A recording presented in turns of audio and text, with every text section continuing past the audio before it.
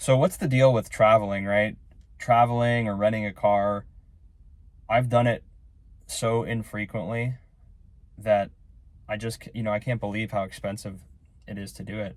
Especially if you're looking to do something within the next few weeks, like 2 to 3 weeks. The prices are just absolutely insane. Um, I actually think there's like something very wrong with the rate shopping sites when you're looking for a flight. They'll advertise prices for like, just ridiculously low, $49, $99, $159, whatever it is.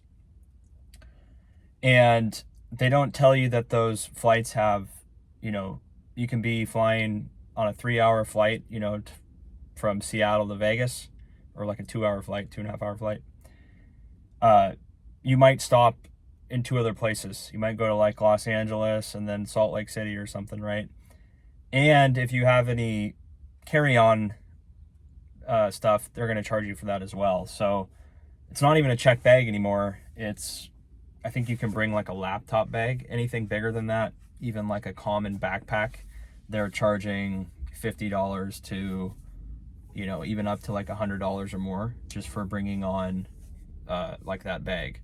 So I saw rates for like $120 one way, and then by the time it was done, it was easily another $100 more, each way. So I think the key is you have to really book it out ahead. So if you know you're going to go somewhere, you got to give yourself 2 to 3 months, I think, and then book the trip. You're going to get a better deal that way.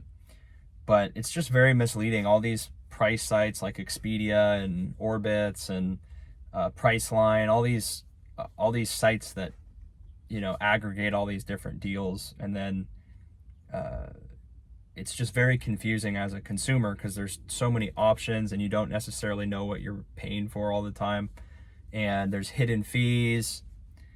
So the whole thing to me is just like, it makes me want to travel less because that process is so, like, it's so difficult and annoying, not really knowing like what's the actual price I'm going to pay, what do I actually get.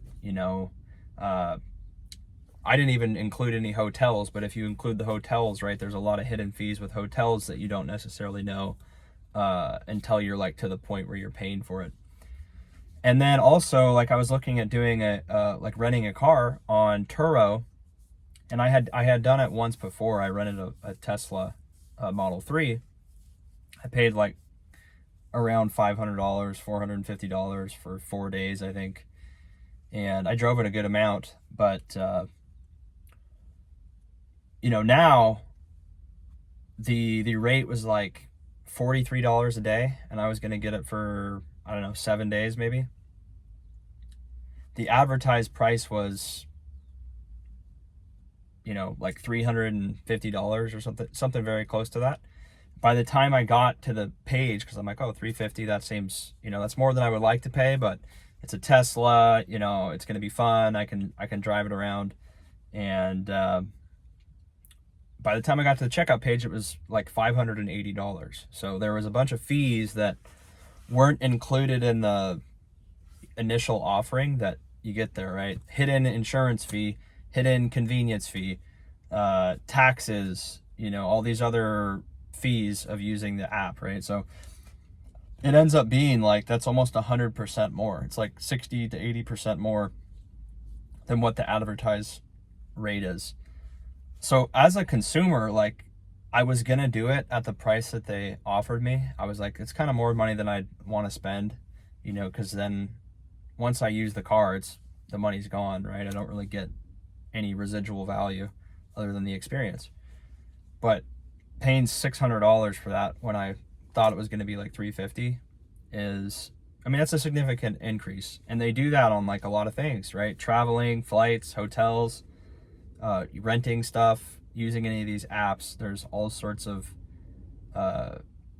it's just not transparent, right? So my decision is just to do a lot less. Like, I'll consume a lot less because I feel like it's very misleading and dishonest to advertise a service and then once you've got someone basically to the point where they're going to pay for it, you just sneak in a bunch of hidden fees, and it changes the total cost by, you know, sometimes up to like 100% of what you thought you were paying. So that's my rant for the day. I don't know. It's just, I feel like a lot of things now are like that, where you just really don't know what you're paying for stuff anymore. And if you're going to go through with it, you just have to pay whatever they charge you. And you don't really have transparency like before you do it, which is not good. So let me know what you guys think. And as always, have a great day.